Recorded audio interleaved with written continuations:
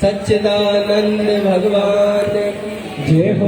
भगवान ने कही रुक्मणी से कह दो मंदिर तक आ जाए, मंदिर के बाद चिंता नहीं लेना। शिशुपाल हो, दंतवक्र हो, जरासंध हो, कोई भी हो, तुम केवल मंदिर तक आ जाओ, फिर तुम्हें चिंता करना नहीं है। हम लोग बस मंदिर आने का नियम बना लाए, हम लोग आरती में, सत्संग में, प्रभात फेरी में आने का नियम बना लाए, फिर हमारा हुई है जाकी चिंता नहीं चाहिए। बस भगवान की चीज भगवान में मिलेगी, चाहे शिशुपाल हो चाहे यमराज हो, जो मंदिर तक आएगा ठाकुर जी उसकी नैया खुद पार करेंगे, बोले होना रहेंगे।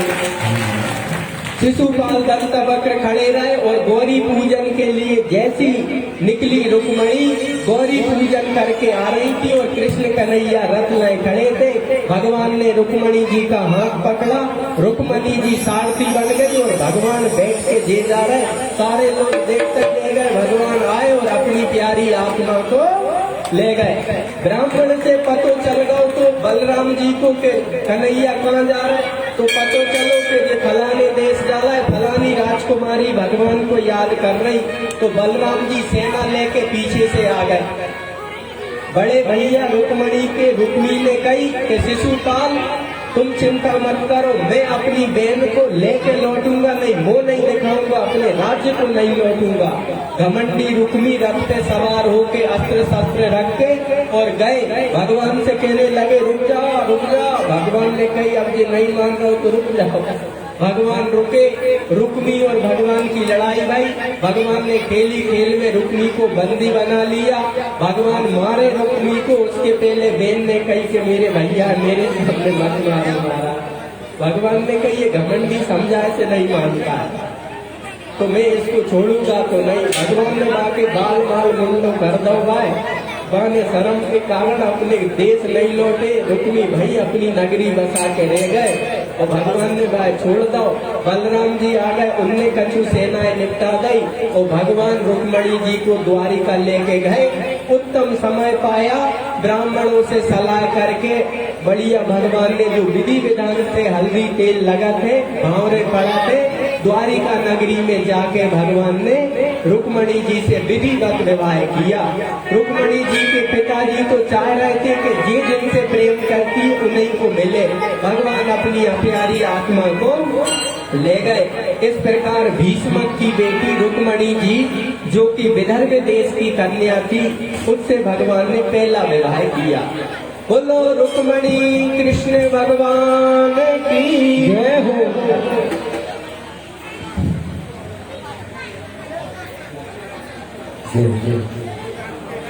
रुक्मणी मैया पधार रही है, अपन सब शांति का परिचय देंगे। भगवान रुक्मणी का यहाँ पर विवाह होगा, बढ़िया तेल हल्दी चढ़ेगी, बढ़िया पंडित जी मंगलाचरण मंत्र पढ़ेंगे, अपन सब शांति से देखेंगे। आखिरी में फिर चरण वगैरह पखारेगी माता, अभी कथा चलने दे। आओ मेरी सखियों मुझे मेहंदी लगा दो, मेहंदी लगा दो, मुझे सुंदर सजा दो, तो मुझे श्याम सुंदर की दुल्हन बना दो, सुंदर की दुल्हन बना दो। आओ मेरी सखियों मुझे मेहंदी लगा दो, आओ मेरी सखियों मुझे मेहंदी लगा दो, मेहंदी लगा दो, मुझे सुंदर सजा दो, मेहंदी लगा दो, मुझे सुंदर सजा दो, मुझे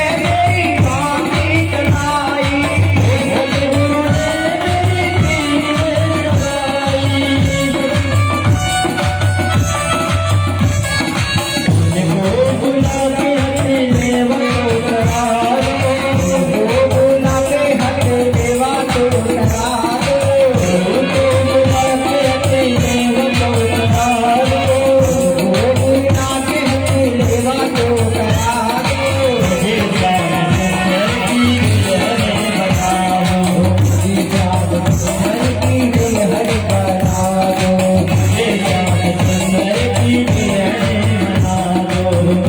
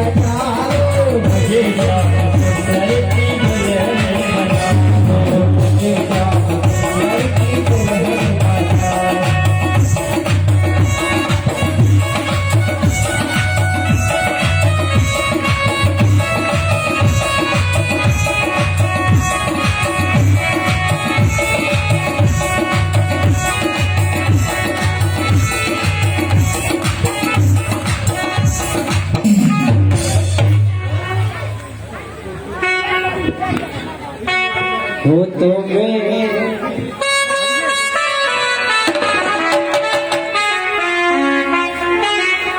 वो अब सुंदर श्यामन कमल नयन को पहनाओ जे माला, पहनाओ जे माला। अब सुंदर श्यामन कमल नयन को पहनाओ जे माला, पहनाओ जे माला।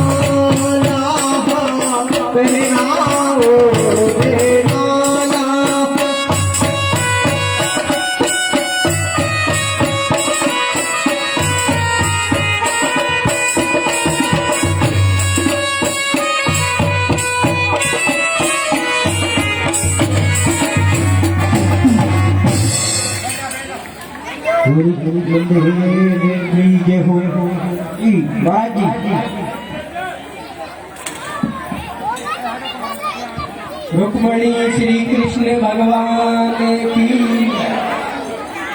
आपके गांव में जो शादी विवाह नहीं हो रहे थे, अब शादी विवाह ठाकुर जी की कथा में हो रहे हैं। शालीग्राम तुलसी का और भगवान श्री कृष्ण रुक्मणी का। तो अब गांव में जो भी जिसकी धारणा में कमी आती, अब आप कथा से वो पूरी हो रही है। भगवान का विवाह प्रसंग से अब अपने गांव में विवाह आदि की जो कमी थी पूरी होगी।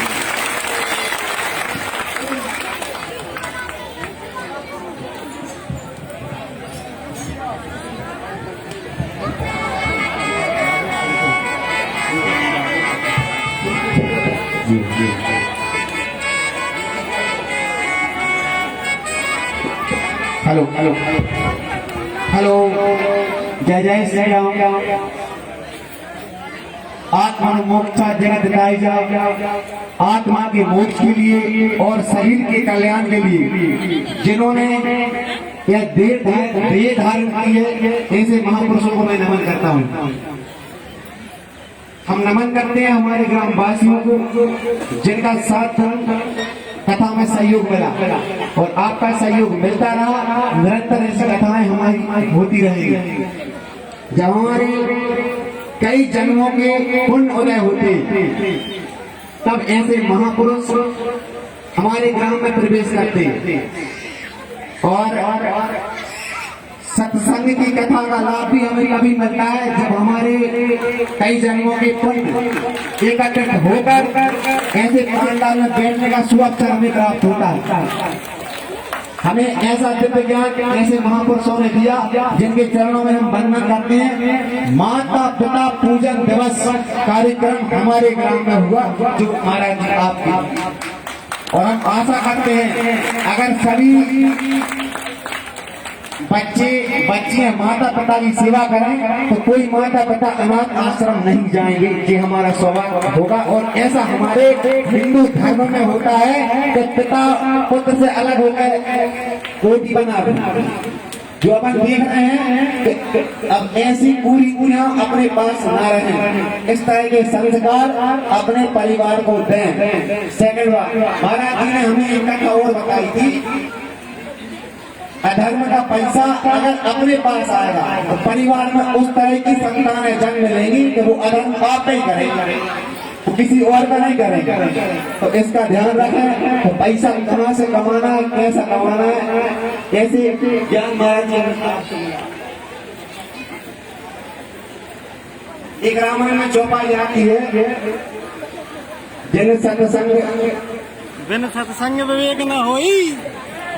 रामायण में एक चौपाई आती है, बिन सत्संग विवेक न हुई। अगर हमारा विवेक हमको बढ़ाना है, विवेक का मतलब क्या होता है, धैर्य, बुद्धि से काम लेना, तो सत्संग के पांडाल में हमें ये ज्ञान मिलता है। तो ऐसा आपका निरंतर सहयोग ग्रामवासियों का लगातार हमें मिलता रहे, तो ऐसे शुभ काम बार बार प्रसंग हमें देखने को मिलेंगे। आज आपके सामर्थ्य तुलसी भगवान श्री कृष्ण का विवाह हम सब के बीच में होने जा रहा है।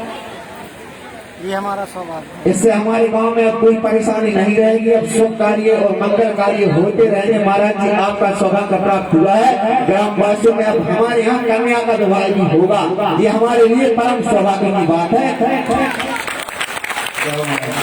आप सबका सारा धन्यवाद, स्नेह, आभार।